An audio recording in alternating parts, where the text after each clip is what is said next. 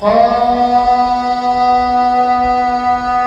والقرآن المجيد بل عجبوا أن جاءهم منذر منهم فقال الكافرون هذا شيء عجيب أإذا متنا وكنا ترابا ذلك وجه بعيد قد علمنا ما تنقص الأرض منهم وعندنا كتاب حفيظ بل كذبوا بالحق لما جاءهم فهم في أمر مريج أفلم ينظروا إلى السماء فوقهم كيف بنيناها وزيناها وما لها من فروج والأرض مددناها وألقينا فيها رواسي وأنبتنا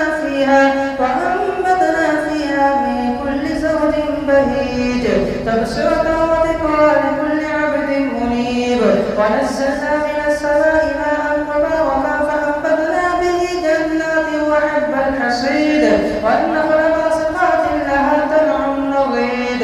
رزقا للعباد وأحيينا به بلدة ميتا كذلك الخروج كذبت قولهم قوم نوح وأصحاب الرس وثمود وعاد وفرعون وإخوان لوط وأصحاب الأيكة وقوم تبع كل كذب الرسل فحق وعيد أفعينا بالخلق الأول بل هم في لبس من خلق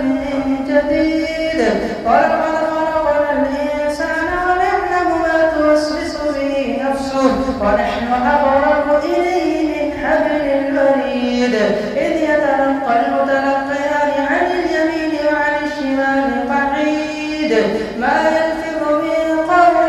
إلا لديه رقيب عتيد وجاءت سكرة الموت بالحق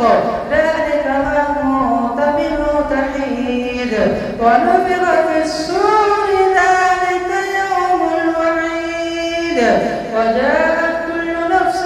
معها سائق وشهيد لقد كنت في غفلة من هذا فكشفنا عنك غطاءك فبصرك اليوم حديد فقال قرينه هذا ما لدي عتيد ألقيا في جهنم كل كفار عنيد مناع للخير معتد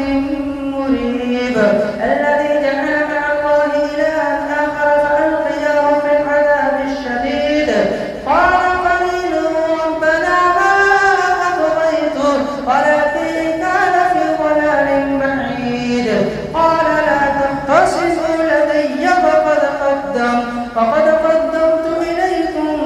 بالوعيد ما يبدل القول لدي وما أنا بظلام للعبيد يوم نقول لجهنم هل امتلأت وتقول هل من مزيد فأزلفت الجنة للمتقين غير بعيد هذا ما توعدون لكل أواب حفيظ من خشي الرحمن بالغيب وجاء بقلب منيب ادخلوها بسلام ذلك يوم الخلود لهم ما يشاءون فيها ولدينا مزيد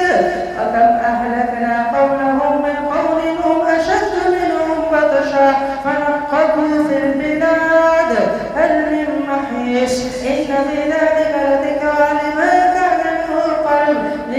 كان له قلب أو ألقى السمع وهو شهيد ولقد خلقنا السماوات والأرض وما بينهما في 6 أيام وما مسنا من لغوب